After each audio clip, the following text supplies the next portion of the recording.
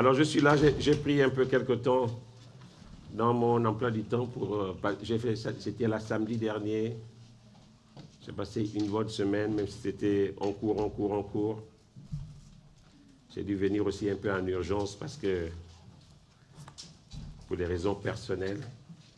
Mais Dieu est bon aussi. Amen. Parce que j'ai pu fêter cette Pâque avec vous. Yes. Et ce culte encore, avec vous aussi. J'ai eu le pasteur Laurent ce matin. Elle va bien, même si elle n'est pas à la capitale, elle est à l'intérieur du pays. Mais ça se passe bien pour elle, avec beaucoup de pression. Et priez beaucoup pour elle. Vous savez, quand on est dans certaines positions, on a besoin de prières, véritablement. Et les prières, ça marche. Les prières, ça marche. Je veux que vous le sachiez. Vous savez, souvent, en tant que croyant, on a tendance à prier, des fois de façon mécanique. Mais Dieu répond véritablement aux prières.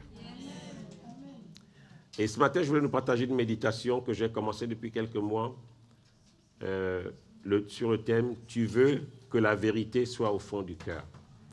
C'est un titre que j'ai tiré du psaume 51 à partir du verset 8.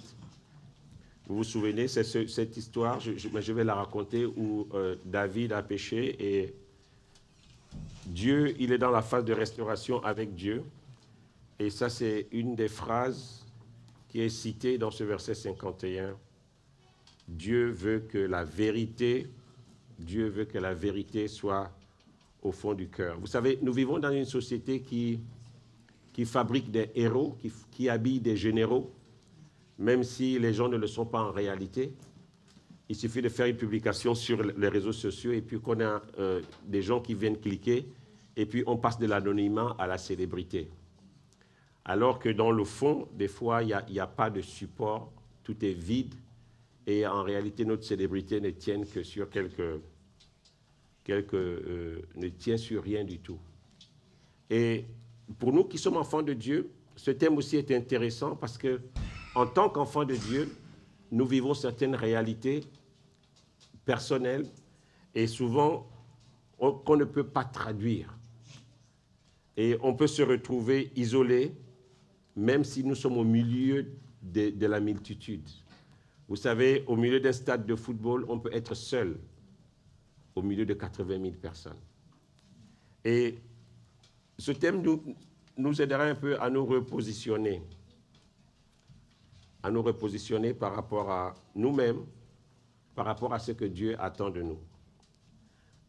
La vie communautaire est certes importante, mais si elle ne passe pas par la vie individuelle, les profondeurs individuelles de chaque personne, c'est bien triste. Vous savez, au milieu des chants, des cris, on peut être en train de pleurer dans notre cœur. Et c'est pour ça que je voulais nous partager cette méditation ce matin. Et nous allons voir quelques textes où nous allons demander au Seigneur de nous aider à comprendre. Tu veux que la vérité soit au fond du cœur. Au fond du cœur. Vous savez, il y a ce passage de la Bible qui dit que c'est de l'abondance du cœur que la bouche parle. Mais en réalité, j'aurais aimé qu'ils disent aussi que c'est de l'abondance du cœur que nous réagissons. Parce que ce qui est au fond de ton cœur, c'est ce qui se traduit à l'extérieur. Et quand la Bible dit que c'est de l'abondance du cœur que la bouche parle, lorsque la Bible dit cela, c'est vraiment quelque chose de très, très important. Parce que ce qu'il y a dans ton cœur va influencer tout ton parcours. Même si les gens ne le voient pas, même si tu essaies de porter des costumes, tu essaies de mettre un revêtement extérieur, mais en réalité, ce qu'il y a dans ton cœur ressortira toujours. Et c'est pour ça que Dieu veut que ce soit la vérité qui soit pas sur ton cœur, mais qui soit au fond de ton cœur. Quelque chose comme une base. Vous savez, si le fond est argileux, si le fond n'est pas solide, tout ce qu'on va poser dessus ne sera pas solide non plus. Et c'est pour ça que vous voyez que quand on construit par exemple les ponts, les gens, quand ils vont mettre les piliers qui vont tenir le pont, ils vont aller percer sous l'eau et ils vont chercher à atteindre la roche. Parce que la stabilité va se voir dans la roche qu'ils vont atteindre. Tant qu'on n'a pas atteint la roche, en général, on ne peut pas poser les fondements du pont. On va continuer à chercher. C'est pour ça qu'il y a des études qui se font avant de faire un pont. Si on se rend compte que c'est une zone qui est trop argileuse, eh bien, on va déplacer le pont. Et la question qui nous est posée aujourd'hui, c'est qu'est-ce qu'il y a au fond de notre cœur? Est-ce que notre cœur est rempli de craintes? Est-ce que notre cœur est rempli des incertitudes? Est-ce que notre cœur est rempli de mensonges? Est-ce que notre cœur est rempli de doutes? Qu'est-ce qu'il y a au fond de notre cœur? Parce que si ce qu'il y a au fond de ton cœur n'est pas stable, n'est pas solide, eh bien, ce n'est que tu ne peux rien bâtir.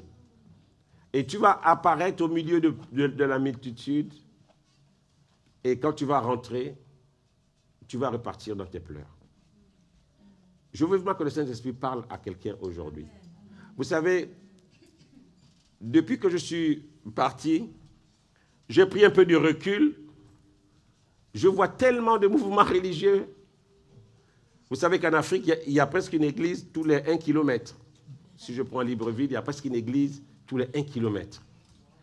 Et j'observe les gens et tu te dis, il y a un problème. Parce qu'en réalité, lorsque vous avez un entretien avec quelqu'un, vous vous rendez compte que les gens sont seuls et qu'ils n'ont pas d'appui solide.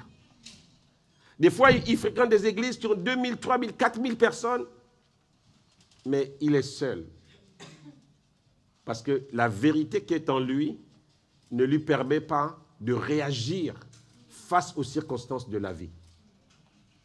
Vous savez, ça fait depuis des années, avant que je ne parte, que je disais toujours que l'Europe est en déclin. Et la France encore beaucoup plus. Et si nous ne nous attachons pas véritablement à Dieu dans toute la plénitude de sa grandeur, ça va être compliqué. Et vous êtes en train de commencer à le ressentir. Ça va être vraiment, vraiment compliqué. Les années qui arrivent, c'est vraiment ce que la Bible dit dans le livre de Daniel, que ceux du peuple qui connaîtront leur Dieu agiront avec fermeté lorsqu'ils doivent prendre des décisions. Parce que ça va être de plus en plus difficile. Et on n'a pas besoin de vous dire que l'Europe est en déclin. On n'a pas besoin de vous dire que le monde occidental est en difficulté. Parce que toutes les valeurs qui faisaient notre force et notre stabilité, Dieu est en train de toutes les ébranler. Et dans ce que Dieu fait, nous devons nous remettre véritablement en question. Et la question que le Seigneur veut nous amener à analyser aujourd'hui, c'est qu'est-ce qu'il y a au fond de ton cœur? Quand on sonde les profondeurs, quand on descend, qu'est-ce qu'il y a au fond de ton cœur? Vous savez, David avait péché contre Dieu, mais ce qu'il y avait au fond de son cœur a été révélé. C'est qu'en réalité, il aimait Dieu véritablement. Et le péché a été un accident dans la vie de David. C'est pour ça que la Bible nous dit après que David a été l'homme selon le cœur de Dieu. Qu'est-ce qu'il y a au fond de ton cœur ce matin? Jean 8, au verset 31, c'est le Seigneur qui dit cette parole aux Juifs. Et il dit aux Juifs qui avaient cru en lui, « Si vous demeurez dans ma parole, vous êtes vraiment mes disciples. Vous allez connaître la vérité et la vérité vous affranchira, ou la vérité vous rendra libre. » Et la liberté dont il est question ici, c'est véritablement la liberté que nous pouvons vivre lorsque nous sommes seuls avec nos interrogations. Comment je réagis? Là, c'est là où Dieu voit quelles sont les profondeurs de ton cœur. Qu'est-ce qu'il y a au fond de ton cœur lorsque tu te retrouves seul, lorsque tu es face à tes défis. Dieu veut nous amener à sortir d'un christianisme populaire à un christianisme responsable. Et c'est ce qui fait que quand on vit ce christianisme responsable, la maturité n'est pas loin. La maturité est toujours à côté de ce christianisme responsable. Et il y a tellement de défis aujourd'hui, il y a tellement d'interrogations aujourd'hui que même les pasteurs ne peuvent pas vous donner une réponse à tout. Parce que nous connaissons en partie.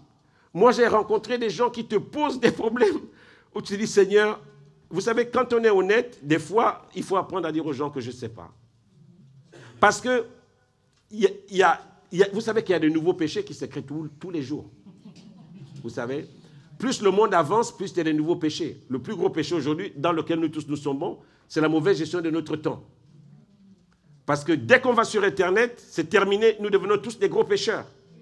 Parce qu'on défile des vidéos, et on a fait 2 heures de temps dans les vidéos, et Dieu n'a rien eu de ces 2 heures de temps. C'est 2 heures de lecture biblique, c'est 2 heures où on écoute un message, mais Dieu ne les a pas eus. Et si vous rentrez en vous-même et que vous commencez à voir comment vous utilisez votre temps sur les 24 heures, je suis sûr que la majorité des jeunes ici mettent au moins 1h30 dans les réseaux sociaux. 1h30, ça c'est le minimum. Sinon, voilà. Et donc, il y a des nouveaux péchés qui sont créés. Avec tout ce qui est aujourd'hui, il y a des nouveaux péchés. Il y a des nouveaux péchés qui naissent. Le Seigneur nous dit, vous allez connaître la vérité. Et la vérité que vous allez emmagasiner et qui va descendre jusque dans les entrailles de votre cœur va être une base pour vous, qui fera que personne ne pourra vous déstabiliser. Vous savez, ne discutez jamais avec les gens sur la religion. Ne discutez jamais avec les gens sur des versets bibliques, parce que des fois, les gens sont formés pour le débat. Et vous allez perdre votre temps. En réalité, c'est ce qu'il y a au fond de nous qui est important. La rencontre que tu as eue avec Dieu un jour et les fondements qu'il a mis dans les profondeurs qui font que, quelles que soient les difficultés par lesquelles tu peux passer, tu peux tomber, mais tu seras toujours dit, je sais en qui j'ai cru. Je sais en qui j'ai cru. Et c'est parce que tu sais en qui j'ai cru que tu peux te relever, quelles que soient les difficultés par lesquelles tu passes. Parce que le fond est stable. Et nous pouvons aussi dire, si le fond n'est pas stable, on peut aussi le savoir.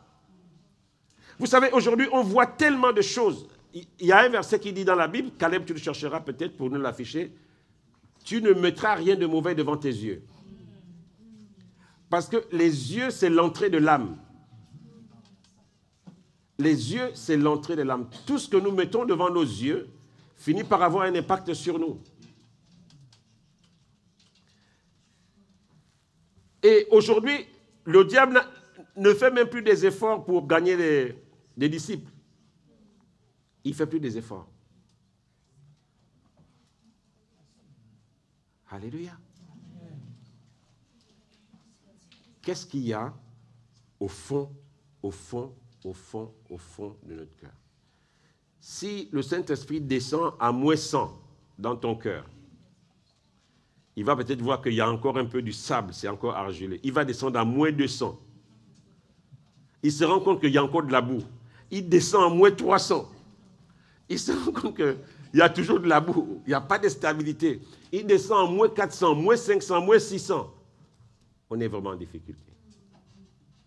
Et ce que je vous dis là, si le fond est stable et solide, vous pouvez traverser toutes les difficultés de la vie. Et vous allez toujours vous relever. Vous serez comme un chat.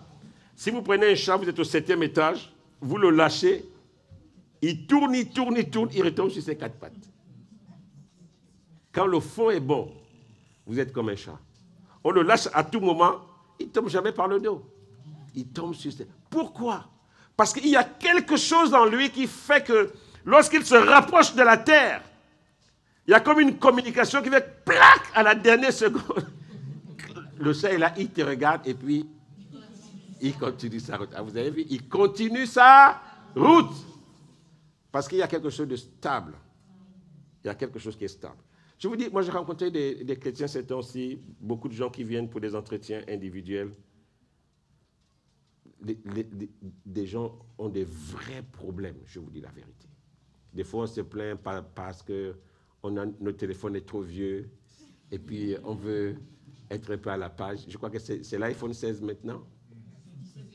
Le 17, alors j'étais à Dubaï lorsque l'iPhone 16 est sorti et j'étais dans un centre commercial et je voyais des gens qui font la queue. J'ai dit, mais c'est quoi cette queue-là? Mon guide m'a dit, non, mais c'est la sortie de l'iPhone 16. Et puis j'ai fait une vidéo que j'ai mise dans mon groupe de famille. J'ai dit, mais c'est devenu une religion l'iPhone 16 ici. Les gens étaient en queue.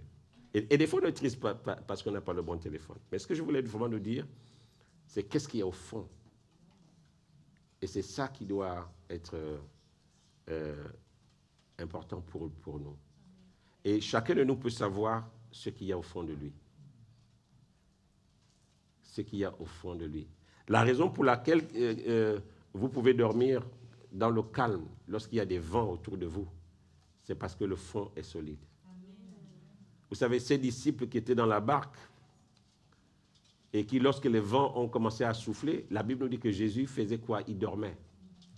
Alors que les disciples étaient en difficulté, ils paniquaient. Mais Jésus, lui, dormait. Parce que le fond était bon, le fond était stable. C'est ce qu'il y a au fond de toi qui fait que tu peux rebondir à tout moment. Vous savez, c'est pas important, des fois, on peut passer par des périodes creuses où c'est difficile. Ça peut arriver. Mais ce qui fait que tu ne dors pas là, c'est quand à chaque fois que tu vas vouloir rentrer dans ton cœur, il y a une base qui va t'arrêter. En te disant, souviens-toi de ceci, souviens-toi de ce moment. Je voulais qu'on lise le livre de Daniel, Daniel 6. On va lire le verset 7 et on va lire les versets 10 à 11. Alors, le contexte ici, c'est le roi Darius qui est au pouvoir. Et il y a des enfants juifs qui ont été déportés à Babylone. Et parmi eux, il y a Daniel. Mais Daniel se fait particulièrement remarquer. Et pour la gestion de son royaume, le roi avait fait nommer 120 satrapes, c'était des gouverneurs, qui avaient la responsabilité de gouverner tout le royaume. Et au-dessus de ces gouverneurs, il avait mis 3 personnes, dont Daniel. Et donc, c'est dans ce contexte un peu... Donc, Daniel est très élevé dans le royaume et la qualité de sa vie fait qu'il a beaucoup d'animosité parce qu'il se distingue dans tout ce qu'il fait. Ça, c'est un peu le contexte. Et donc, c'est pour ça qu'on va lire à partir du verset 7.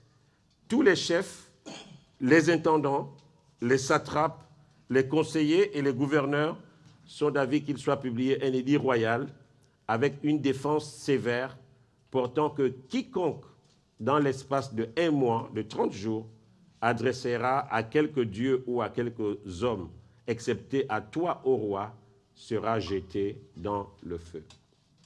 La foi de Daniel est mise à l'épreuve parce que pendant 1 mois, on a proclamé, selon la loi des Mèdes et des Perses, que pendant 1 mois, personne ne priera d'autre Dieu que le roi. Et c'est une situation qui est compliquée parce que Daniel ne se retrouve pas en difficulté, il sait qu'il ne va pas le faire. Et lorsqu'on lit à partir du verset 10, la Bible nous dit que lorsque Daniel sut que le décret était écrit, il se retira dans sa maison, où les fenêtres de la maison supérieure étaient ouvertes dans la direction de Jérusalem, et tout le mois, et 3 fois le jour, il se mettait à genoux, il priait et il louait son Dieu comme il le faisait auparavant. Alors ces hommes entrèrent tumultueusement et ils trouvèrent Daniel qui priait et invoquait son Dieu.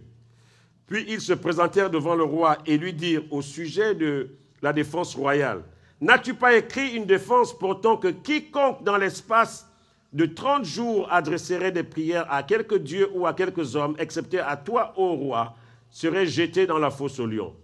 Le roi répondit, « La chose est certaine, selon la loi des Mèdes et des Perses, qui est immuable. » Ils prirent de nouveau la parole et dirent au roi, « Daniel, l'un des captifs de Juda, n'a tenu aucun compte de toi, ô roi, ni de la défense que tu as écrite, et il a fait sa prière 3 fois par jour. Le roi fut très affligé quand il entendit cela, et il prit à cœur de délivrer Daniel.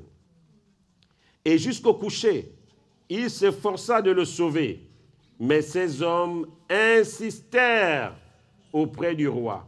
Et ils lui dirent, sache, ô roi, que la loi des Mèdes et des Perses exige que toute défense ou tout décret confirmé par le roi soit irrévocable. Alors le roi donna l'ordre qu'on amena Daniel et qu'on le jeta dans la fosse aux lions. Le roi prit la parole et dit à Daniel, « Puisse ton Dieu, que tu sers avec persévérance, te délivrer. » On apporta une pierre et on la mit sur l'ouverture de la fosse, et le roi la scella de son anneau et de l'anneau de ses grands, afin que rien ne fût changé à l'égard de Daniel.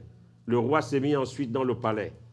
Il passa la nuit à jeun, et il ne fit venir aucune concubine auprès de lui, et il ne put se livrer au sommeil. Le roi, au point du jour, avec l'aurore, il alla précipitamment à la fosse aux lions. En s'approchant de la fosse, il appela Daniel d'une voix triste. Le roi prit la parole et dit à Daniel, « Daniel, serviteur du Dieu vivant, ton Dieu que tu sers avec persévérance, a-t-il pu te délivrer des lions ?» Daniel dit au roi, « Roi, vis éternellement. » 2 fois, le roi dit à Daniel quelque chose sur laquelle on va s'arrêter quelque temps. Au verset 16, « Puisse ton Dieu, que tu sers avec persévérance, te délivrer. » Et il le lui redit au verset 20. Le roi prit la parole et dit à Daniel, « Daniel, serviteur du Dieu vivant, ton Dieu. » Vous savez que Daniel n'était pas le seul à Babylone à ce moment. Il y avait tous ses amis, Shadrach, Meshach et tout le reste. Mais il dit, ton Dieu que tu sers avec persévérance, ton Dieu pour lequel tu es prêt à te mouiller, ne t'a-t-il pas délivré? Le roi savait qu'on ne peut, il y a un niveau d'engagement qui fait que Dieu ne peut pas te laisser tomber.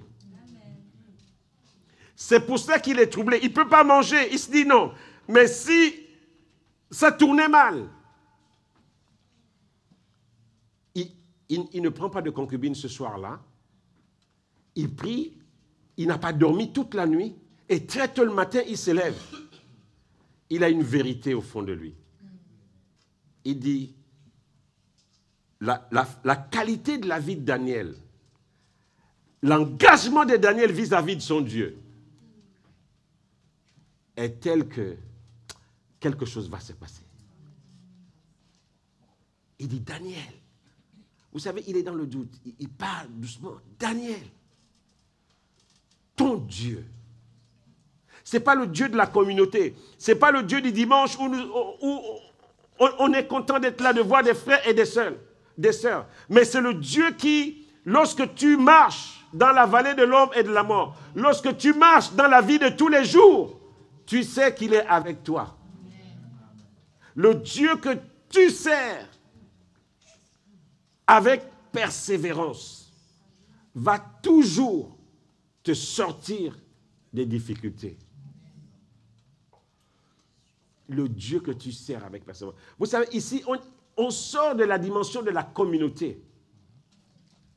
On sort de la dimension communautaire de la vie chrétienne.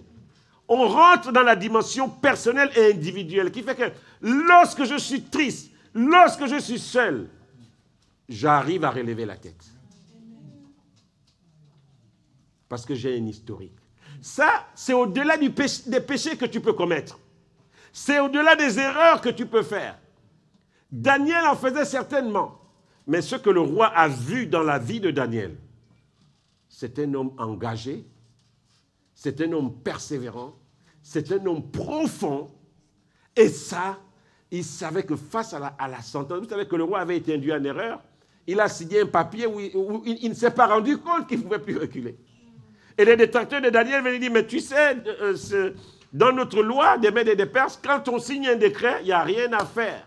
Même si c'est ta femme, ton fils, ton neveu, eh bien, il va en prendre pour sa tête. Ton Dieu, pas notre Dieu, ton Dieu que tu sers avec persévérance, a-t-il pu te délivrer des lions? Je vous dis que ici, quand on parle des lions, ce n'est pas des lions que vous voyez au Kenya, là, qui ont vu des hommes, hein, où on va dans les safaris. C'est des lions qui étaient dans une fosse. Ça veut dire qu'il ne s'était pas familiarisé avec le tourisme et tout le reste. Et on les gardait à jeun. Ça veut dire que le moins de bateaux qui tombaient dans la fosse était broyé. Et vous allez voir dans le texte que tous ces détracteurs-là, quand le roi s'est rendu compte qu'il a été roulé, le roi les a mis. La Bible dit que leurs os ne sont même pas, leur corps n'est même pas arrivé au sol, que leurs os avaient été brisés.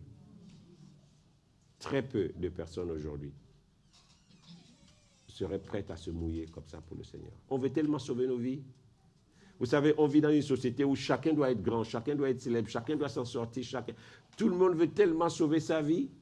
Tout le monde veut tellement des j'aime, des likes, des ceci, de la reconnaissance. Voilà. Et s'il n'a pas de la reconnaissance, on est prêt à tout détruire. Ton Dieu que tu sers avec persévérance. Seigneur, tu veux que la vérité soit au fond du cœur. On est dans la dimension personnelle. On est sorti de la dimension communautaire. On est dans la dimension où quand je marche, je sais que quels que soient les temps et les circonstances, quelles que soient les difficultés dans lesquelles je me trouve, je sais qu'il y a toujours un parapluie sur ma tête. Je le sais. Parce que je sais jusqu'où je vais avec ce Dieu-là dans mes moments secrets. Je sais qui a la première place dans ma vie. Je sais qui a la première place dans ma vie. Ce n'est pas quelque chose que je vais dire quand je suis devant la communauté parce qu'il faut paraître et tout le reste. Mais je sais qui a la première place dans ma vie. Qu'est-ce qu'il y a au fond de mon cœur? Qu'est-ce qui est au fond? Quand on va au fond, qui a la première place? Est-ce que c'est le statut de ton compte bancaire? Il y a des gens qui sont heureux parce que le compte est plein. Vous voyez, il rit, il est là, il est content. Mais le jour où il a moins 1000, vous n'allez pas le reconnaître dans l'église. Vous n'allez pas le reconnaître. Vous savez, c'est très facile quand les assurances vie sont là, les assurances ici, les assurances là, et puis on vient, on a déjà fini de payer sa maison, et puis on a, voilà, tout ça. Mais je vous dis, ça, ce n'est pas suffisant pour vous donner la joie. Ce n'est pas suffisant. Qu'est-ce qu'il y a au fond de notre cœur? Et je voulais vraiment nous interpeller ce matin. Je vous dis, les problèmes par lesquels le monde passe est tel que si au fond de nous, il n'y a pas de base solide, en tant qu'individu, si tu ne prends pas le temps, seul, de chercher à connaître ce Dieu-là, afin qu'il puisse poser des ancrages au fond de ton cœur, de façon à ce que tu peux être secoué. Ça peut arriver que tu sois secoué. Mais tu ne seras jamais ébranlé. Tu ne seras jamais ébranlé. Il y a tellement de problèmes aujourd'hui. Des fois, moi, quand je prends des entretiens, tu te dis, je vais même commencer ce dossier.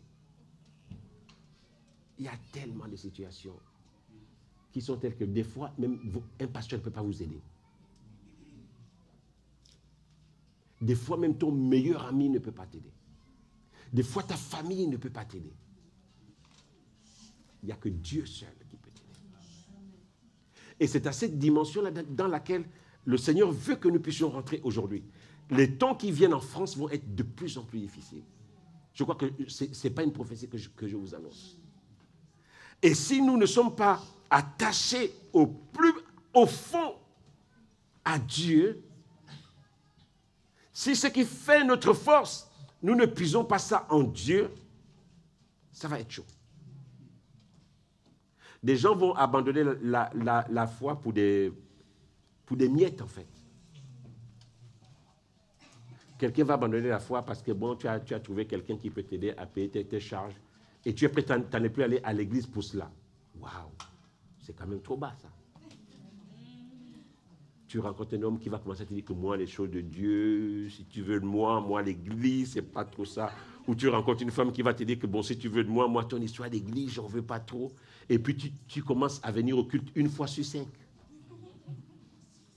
Ça veut dire que ce qu'il y a au fond de ton cœur, tu es peut-être déjà en moins 1000, on a toujours de la boue. Moins 1000, on n'arrive pas à poser un pied pour bâtir. Waouh! Alors qu'il y a des gens, tu descends à moins 300, pac! La roche est bien là. Alléluia! Quand tu le serres avec persévérance, très très vite, la roche est là. Il y a d'autres, il faut descendre, c'est pas grave, mais bon, il faut qu'à un moment donné, on trouve la roche pour que Dieu puisse poser ses ancrages, pour poser les pieds, pour poser quelque chose. Mais ça passe par la persévérance. Ça passe par la persévérance. Le Dieu que tu sers avec persévérance. Daniel s'est retrouvé seul dans la fosse au lion. Il n'était pas avec... Vous savez, quand on est nombreux, on fait des korababa, là, on a un peu la force, tu sors de là, le voisin, il crie, tu as le sentiment que tout ça, c'est pour toi. Mais tu es seul. Dans la difficulté, des fois, tu es seul. Les corabachages, des fois, tu te retrouves seul. Seul, tu es là, waouh. Comment je fais? Et Daniel est seul. La Bible dit qu'il s'est enfermé dans sa chambre. Il s'est enfermé. Il se retira dans sa maison où les fenêtres étaient ouvertes. Il n'a pas fermé les fenêtres pour dire que non, là, j'ai peur, parce que quand je vais commencer à prier, là, les gens vont voir autour. Il a laissé les fenêtres ouvertes. Et David, il priait 3 fois par jour. Il y a des fois, on ne fait même pas 3 fois de prière par jour. Waouh! Des fois, on ne fait pas 3 fois la prière.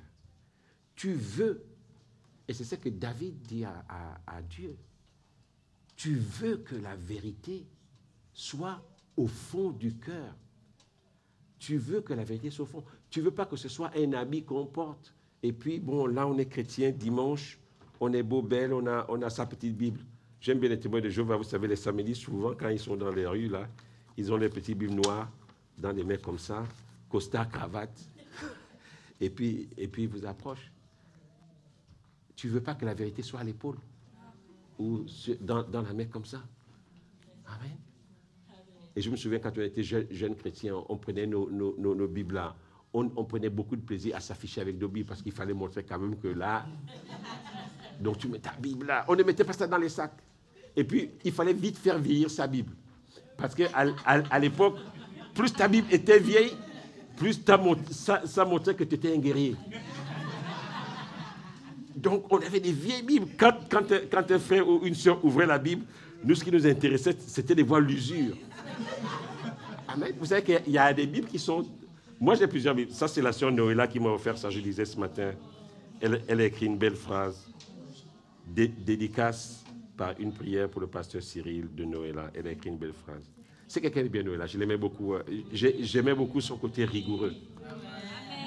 Et des fois, il faut des chrétiens comme ça dans les assemblées. Elle était très, très dure, des fois.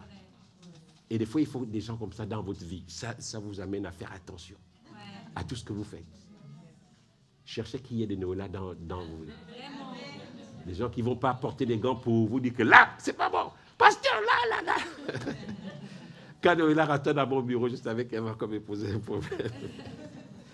Je disais, Noëlla, qu'est-ce que va me dire ma chère Noëlla? Mais elle aimait Dieu, je l'aimais beaucoup. Et ça, c'est la Bible qu'elle m'a offert. J'ai beaucoup aimé ça. Je ne l'utilise pas trop. Vous voyez, donc, ne me jugez pas si ma Bible est neuve. Donc, on cherchait les gens qui avaient des vieilles Bibles, parce qu'on se disait que plus la Bible est vieille, plus ça a combattu. Mais Dieu ne veut pas que la vérité soit dans la qualité, l'usure de ta Bible. Alléluia. Dieu ne veut pas que la vérité soit dans l'usure. Mais Dieu veut que la vérité soit au fond, au fond, au fond, au fond du cœur. Tout ce que tu fais, s'il n'y a pas de profondeur, c'est parce qu'il y a quelque chose au fond que des fois, Dieu peut nous manifester beaucoup de miséricorde. Vous savez, moi Noëlla, quand elle venait me voir, il y a des fois, elle était très, très dure. Mais je savais qu'elle aimait Dieu et je savais qu'elle m'aimait aussi. Et je pouvais facilement accepter ce qu'elle me disait. Parce que je savais qu'elle aimait Dieu et je savais qu'elle m'aimait aussi. Vous savez, il y a des gens, quand ils viennent vous voir, ils veulent presque vous tirer par la corde comme ça. Allez, oh, tu viens ici. Il n'y a presque pas d'amour. Mais quand quelqu'un a de l'amour et qu'il vous parle, qu'il vous ouvre son cœur, vous êtes ouvert. Et la grâce coule. Et le Seigneur nous interpelle aujourd'hui, ce matin. Lorsque la vérité est au fond du cœur, c'est une grosse base de stabilité. Mais ça, il n'y a que toi seul qui peux le savoir. Aucun pasteur au monde ne peut le savoir que ta vie est dirigée par quelque chose qui est un soubassement au fond de ton cœur. Ça, il n'y a que toi seul qui peux le savoir. C'est ça la difficulté. Ça, personne ne va venir t'écrire un like sur les réseaux sociaux que là, maintenant, je te vois que là, tu es très, très, très enraciné. Ah oui, là, vraiment au rythme où tu mets des versets sur Internet, je sens que là, c'est du bon. Tout le monde veut mettre... Là, dimanche aujourd'hui, moi j'aime bien les dimanches après-midi, avec le pasteur Laurence, on se retrouve, des fois le dimanche soir, on défile les vidéos. Je vous dis, vous allez tout voir. Là, on a un peu de temps maintenant. On défile les vidéos, il y a tous les héros chrétiens apparaissent. Vous voyez quelqu'un avec une photo, il a les mains levées au ciel, là, il a touché le ciel. Et vous voyez toutes les sortes d'images. Les images sont tellement travaillées, photoshopées, que tout est faux. Moi, j'ai presque horreur maintenant de voir ça. Tout est travaillé, les bons côtés. On a tellement bien nettoyé que la vie chrétienne est saine. Mais Daniel, lorsqu'il se retrouve en difficulté, il est seul.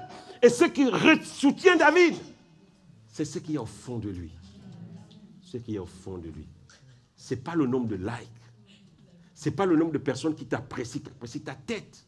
Mais c'est ce qu'il y a au fond de toi qui te tient, qui fait que ta vie chrétienne a un sens. Tu pèses certainement encore. Mais lorsqu'on descend dans le fond, tu te dis non. Le potier n'est pas plus grand que la vie que Dieu m'a donnée. Et je vais encourager quelqu'un ce matin. Il y a des problèmes, vous n'allez trouver personne pour vous aider. Mais Dieu ne vous décevra jamais. Il y a ce chant que nous chantons quand nous sommes jeunes chrétiens. Les choses de ce monde te décevront, mais Jésus est fidèle. Jésus est fidèle. Jésus est fidèle. Les choses de ce monde te décevront, mais Jésus est fidèle. Ce n'était pas des chants avec des gros rythmes, tout ça là. C'était des chants qui parlaient directement. Alléluia. Des fois, je ne sais pas qui je suis en train de parler ce matin. Tu as parcouru des réunions pour chercher une pensée. Des fois, même le plus grand prophète du monde peut te donner une parole, mais ça ne va pas étancher ta soif. La preuve, c'est que le Seigneur dit à la femme samaritaine que si vous buvez de cette eau, vous aurez encore soif. Le Seigneur est en train de dire à la samaritaine que la seule chose qui puisse étancher votre soif, qui puisse faire que vous arrivez à un niveau de stabilité sur le point de vue physique, émotionnel, spirituel, c'est si vous mangez, si vous buvez de l'eau que je vous donnerai. Alléluia. Dieu veut que ce soit la vérité qui soit au fond du cœur. Il ne faut pas que ce soit la colère. Vous savez, il y a des gens qui sont tellement remplis de colère que vous pouvez tout faire. Vous n'allez jamais les gagner. Parce que ce qui est au fond du cœur, ce n'est pas la vérité. Ce qui est au fond, c'est la colère. Vous allez essayer de réparer. Vous allez essayer de réparer. Mais la colère est telle. Moi, j'ai rencontré, je me souviens de cette sœur qui avait, je pense qu'elle avait un enfant qui était en difficulté. Et ses parents lui avaient dit que l'enfant avait été marabouté par des gens.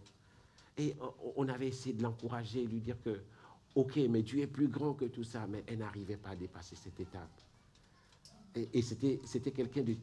Quand vous la voyez, elle était très jolie de figure. Mais sauf que le problème, son problème de haine là, était, quand vous la voyez, c'est ça qui transparaissait. C'est ce qu'on voyait en premier. Elle pouvait porter les plus beaux habits des plus grands couturiers. Je ne sais pas qui est le plus grand couturier aujourd'hui. Et tout le reste, mettre les plus beaux sacs, je ne sais pas, les Chanel, je ne sais pas trop si c'est ça les plus grands sacs aujourd'hui. Mettre ça sur elle. Mais dès que vous la voyez, elle était sombre. Parce que ce qu'il y avait au fond de son cœur, c'était l'amertume. C'était l'amertume. Et Dieu veut changer ce qui est au fond de nos cœurs. Je vais m'arrêter là. Dieu veut que chacun de nous, la Bible dit que sonde-moi, ô Dieu, et connais mon cœur. Ce travail que je vous dis là, ce n'est pas un pasteur qui va vous donner un cachet pour dire que là, ton cœur est bon. C'est une action et une œuvre individuelle. C'est chacun qui doit faire ce travail. C'est chacun qui... Les gens que tu fréquentes, des fois, ils te donnent des signaux. Dès que tu rentres dans une pièce, tout le monde sort. C'est pas bon. Vous avez des collègues comme ça au bureau. Dès qu'ils commencent à parler, vous êtes à la salle de café, tout le monde fuit, un à un. Parce qu'on sait que lui, là, rien de bon ne sortira. Alléluia. Est-ce qu'on peut fermer nos yeux maintenant? Et si chacun peut véritablement rentrer au fond de lui,